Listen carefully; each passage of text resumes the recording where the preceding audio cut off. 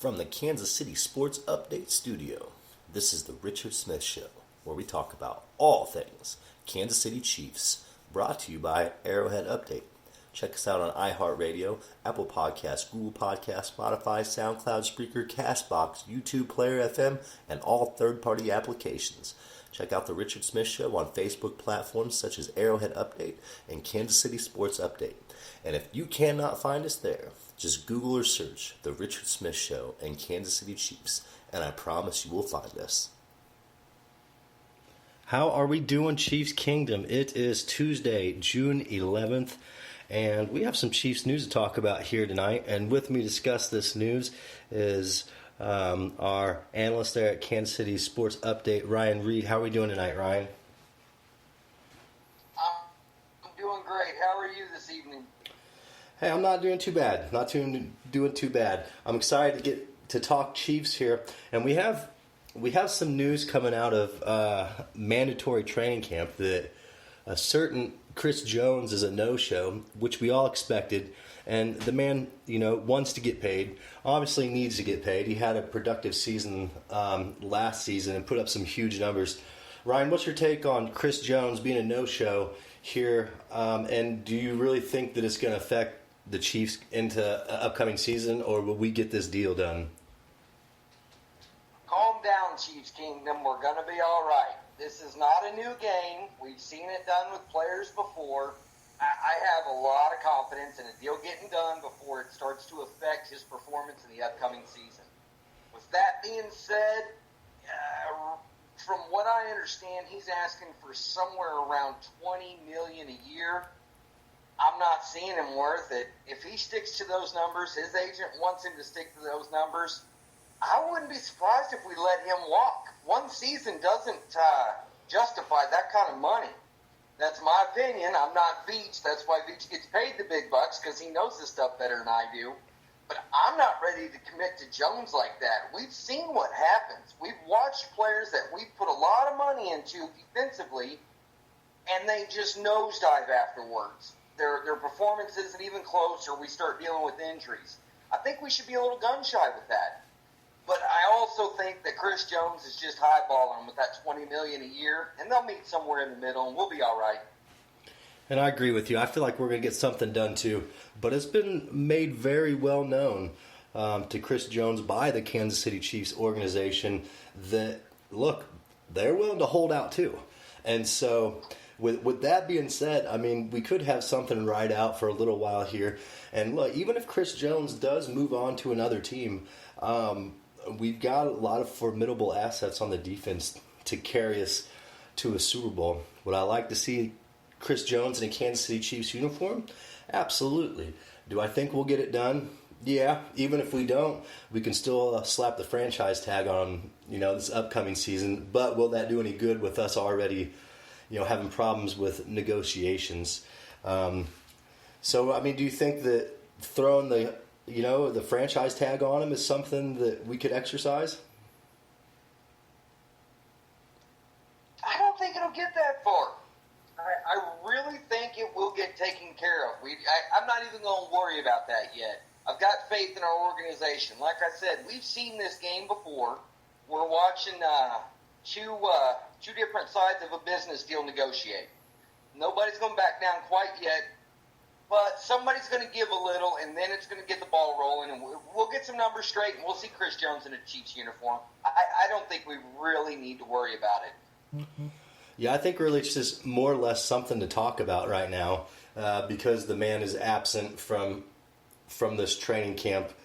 But it is one of those things that it's a business. Chris Jones needs to look out for his best interest, whether that's the best interest for the Kansas City Chiefs or the best interest for him outside of football. I'm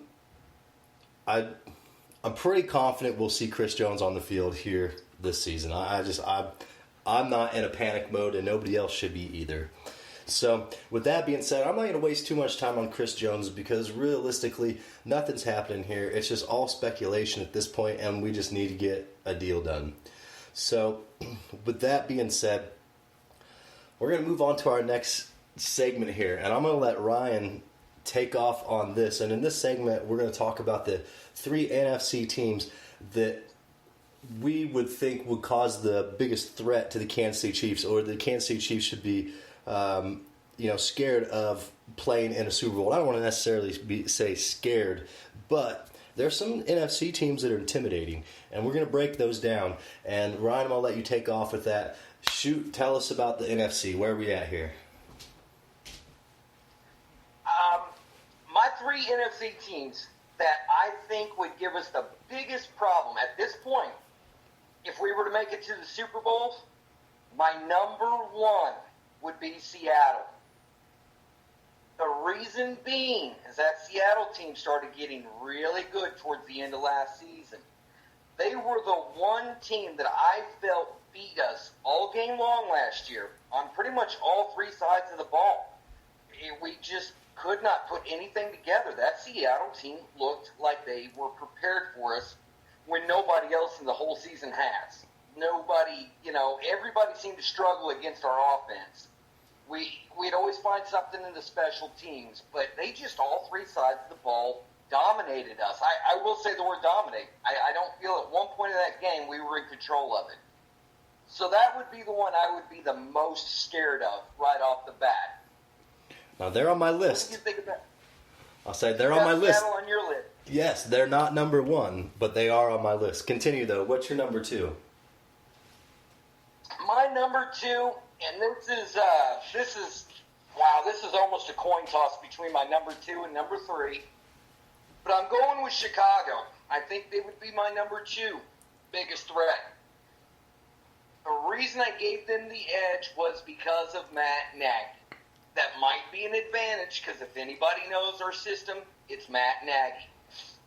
Also, Matt Nagy has taken our offensive system to Chicago, and he's done very well with it.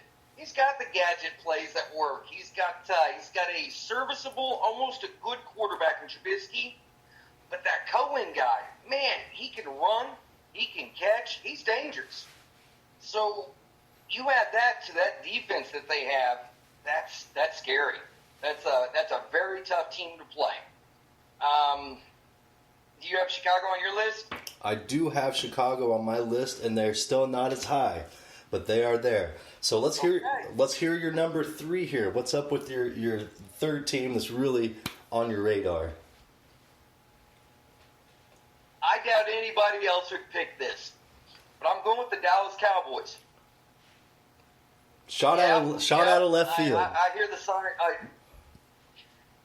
The reason being, number 1, when they first really got on my radar, was that New Orleans game that they played last year, and they dominated a great New Orleans team. That shows they can play with the big boys. With that being said, look at the offensive side of the ball. Dak seemed to have some chemistry with Cooper when they brought him over from Oakland, and that seemed to be just enough to get him over the hump. Some of the games that they were struggling with, they probably would have won with Cooper, or won with ease with Cooper. So that takes a little bit of pressure off.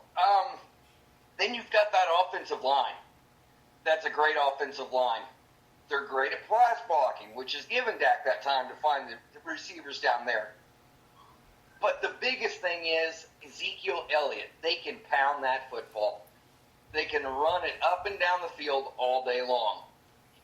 So you're going to add that to a very good defense. They've got some fast linebackers. That defensive team flies around the ball. So that would be a good challenge for our fast offense.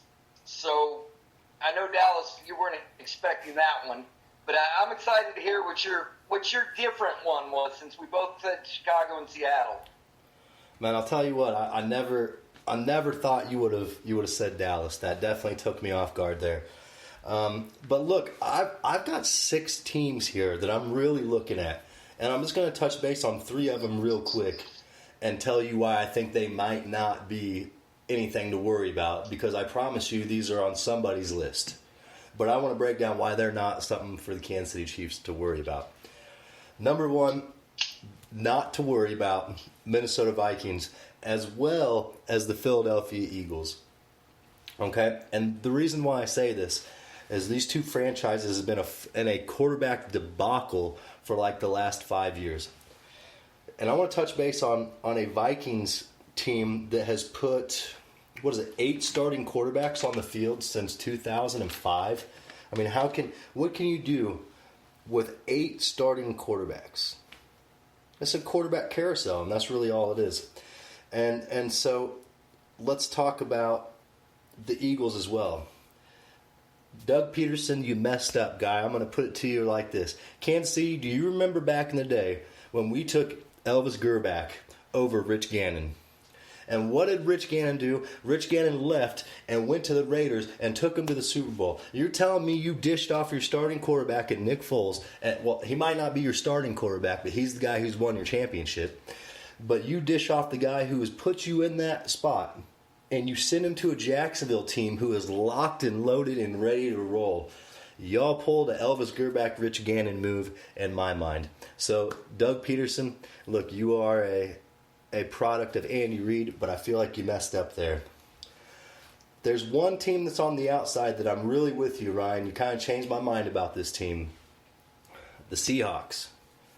They really have played us tough. I will say that Wilson, with him signing that huge contract, that he is the closest thing to Patrick Mahomes in the league. And his talent and leadership is amazing. And Pete Carroll really is a great head coach. So the Seahawks, I'm a little nervous about them. But we're going to move into my number 3 here.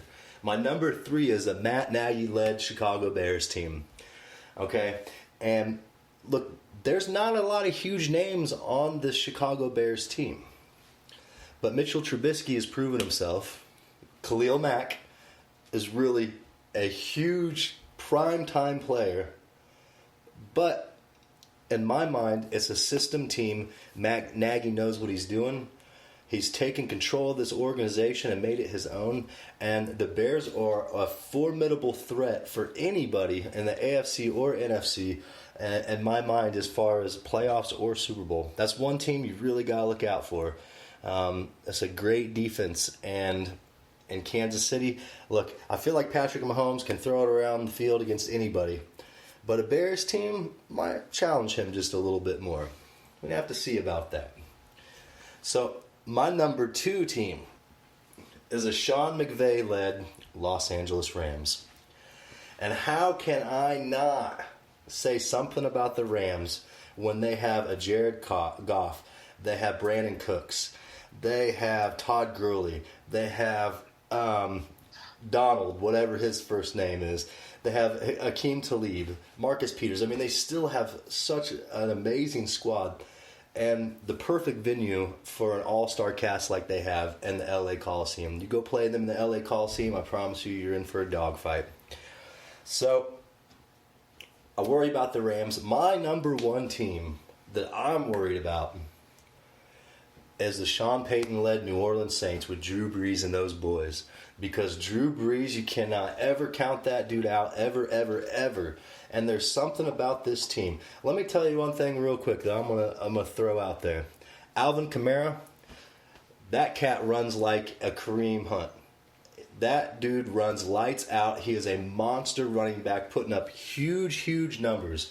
So you give Drew Brees a running back like that, plus he's still got receivers, not as big names as he used to have, and with a defensive end, Cam Jordan, who can really get to the quarterback, I'm telling you, New Orleans Saints they're a great team, and I would say that that's one Kansas City could possibly see in a Super Bowl.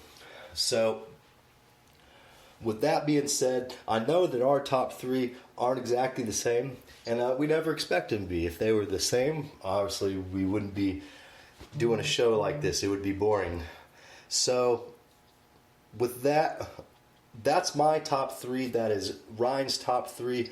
But look, there's a ton of talent in the NFC. I think there's a lot of teams we got to look out for. Ryan, what do you think? I mean, the NFC is probably as good as it's been in 10 years. I hate to say it, but I would even go as far to say the NFC is the stronger conference this year. They were last year. I think we have the better teams. Top 2 teams between the Patriots and Kansas City. Our elite teams, I think, are better than their top 2 teams, wherever you're going to put them. But as a whole, I think they have a lot better talent that's going to be going into the playoffs than the AFC is going to produce. And it's hard for me, honestly, to sit and watch that. But, the thing about it is, all of these NFC teams, they're in the South. They're on the West Coast, Like, they got the prime locations for big venues and big markets. And it's more of an attractive venue. But at the same time, these AFC teams, like, we're the hard-nosed, in-your-face, like, yeah, we have bad weather. You might not want to come to a game in December in Kansas City, but I promise you, we're going to hammer away at it every play, every down, and it's not any different, from, East to West Coast to even the Midwest. But look, man, this is a great league that we have going on right now in the NFL. It's more of like an innovative thing, an innovative craft that's taking place in front of us because of the things that are changing with the NFL and how it works and operates and with, looks like quarterback-driven league. It wasn't like that for a little bit. Like, things are just changing. It's nice to see that. So, with that being said, we're going to go into our season preview here, brought to you by Arrowhead Update, and we're going to tonight we have the home opener, Baltimore Ravens. So, with that being said, Ryan, take off on the Baltimore Ravens. What is up with the Ravens this season? Are they a threat to Kansas City? It's our home opener. We obviously like to get that first one at Arrowhead. Take off on the Ravens. What do we have going on? How about we just start with the atmosphere? The home opener at Arrowhead-Stadium. That crowd is going to be rowdy. That crowd is going to make the difference. I'm excited. I personally will be there watching this and witnessing this in person. So this is going to be great. We're going to step out there. I believe our offense does what it does. We are going to probably start real fast. We'll run down and score a touchdown, get the ball back, maybe score again. I don't see our offense slowing down at all, even if the Baltimore defense is as good or maybe a little bit better than what we saw them last year. One thing I think we're going to also look for is maybe later in the second half, if we get a sizable lead, or maybe late in the second quarter, we're going to see a lot of running. I do think Andy Reid will try to slow down the clock with the running if we do get ahead. With that being said, that's what we're going to get from Baltimore's offense. They are going to run the ball, and that's okay. I think if Spags is what we think he is, he's going to be prepared for it. We'll probably stack the box. We'll stop that run and challenge Lamar Jackson to throw the ball on our defensive backs.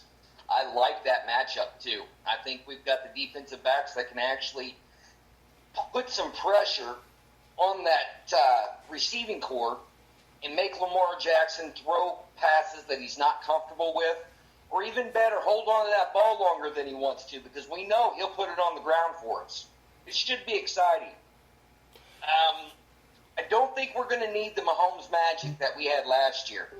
We're not going to need that no-look pass across the middle of the field. We're not going to need that deep shot in the middle of the field on 4th and 9 to Tyreek Hill to tie the game at the end. I see a dominating win. Not double digits necessarily, but once we get out to the lead, we're going to maintain the lead throughout the game, never really give them a chance to do it. Possibly the special teams will be the difference in the game that maybe break it wide open for us. I'm excited to see Hardman. I think he takes Tyreek's place in punt return this year. That way we get to keep Tyreek on offense a little bit more. But from what I hear, it's Tyreek 2.0 with that Mecole Hardman. So maybe he gets to get a punt return to change the game. Hey, I'd be happy with any new look that we get from Mecole Hardman, because I'm with you. It seems to be he's a Tyreek 2.0. Now the Ravens. Do I believe in the Ravens this year? No, I don't. Do I believe in the coaching staff and the front office in Baltimore? Yeah, I do. But Lamar Jackson, that's our biggest thing. Like you're saying, we got to stop the run. And with the team that we have on defense, I don't feel like it's going to be any problem to stop the run because they are a run-heavy team. And then Lamar gets in trouble, he loves to run as well. So I feel like with the speed that we have, we can put a spy on Lamar Jackson the whole game and not worry about getting burnt downfield and not worry about getting burnt on the ground. So I feel like that defensive-wise, it's going to be one of our easier games. And not that Baltimore is a team that we can walk over, but they're not a team that's going to put up 30 points on any day. I personally do not see that. So, and we are consistently game in and game out. Could it be close? Possibly. The Ravens do have a history of playing the Chiefs close to Arrowhead and or blowing us out. So that's one of those things that the crowd absolutely is going to take a huge part in it. Like you said, Ryan, this is Arrowhead Stadium. It's the home opener, and it's going to be rocking as loud as any time it ever would. So is Lamar Jackson ready for that? No. Is Kansas City ready for that? Absolutely. I think we're going to blow the doors off of them. I think we're going to put between 42 and 44 points up against this Ravens team. And look, mark my words, and Ryan, please, when it comes up to this point in the season and this game, I want you to remind me of this. Lamar Jackson, this is going to be one of the worst games for him in his football career. I feel like he's going to be running around like Eli Manning does when Eli gets that look on his face. Everybody knows what look I'm talking about. But I feel like that's what we're going to get here with the Ravens. But yeah, I predict a 42 to 44 points, and I say that we beat them by 3 touchdowns. Do you have anything else to add to that? You shocked me with that one. I'm nothing against our offense, but I think Baltimore's defense is going to keep it closer than that. I hope I'm wrong, of course. I'm voting for Ricky on this one. I hope you're right by to a T, but I don't know. I'd have a little bit more faith in that Baltimore defense keeping it close. Well, hey, that's just one of those things. Well, we'll have to see what John Harbaugh puts on the field. They are losing pieces left and right. Their defensive core is pretty old, and I'm just willing to bet that the Ravens are going to go through more hard times getting to where they're wanting to be than easy times. And I don't feel like this is going to be a game for Baltimore and Kansas City where it's going to be anything good for them at all. So with that being said, look, that is the season preview here of the home opener at Arrowhead against Baltimore Ravens. And that also concludes our episode tonight. Ryan, thank you for coming on. I really appreciate it, man. I love talking football with you like always. Oh, right back at you. It's 2 days in a row now, so bring it on anytime. Hey, good deal. Well, Chiefs Kingdom, that's it for tonight. Join us again probably tomorrow night or the next night for our next show. There's a lot of Chiefs news coming up and a lot of things really happening in Chiefs Kingdom, so stay tuned because you never know, Kansas City. From the Kansas City Sports Update Studio, this is the Richard Smith Show, where we talk about all things Kansas City Chiefs, brought to you by Arrowhead Update. Check us out on iHeartRadio, Apple Podcasts, Google Podcasts, Spotify, SoundCloud, Spreaker, CastBox, YouTube Player FM, and all third-party applications. Check out The Richard Smith Show on Facebook platforms such as Arrowhead Update and Kansas City Sports Update.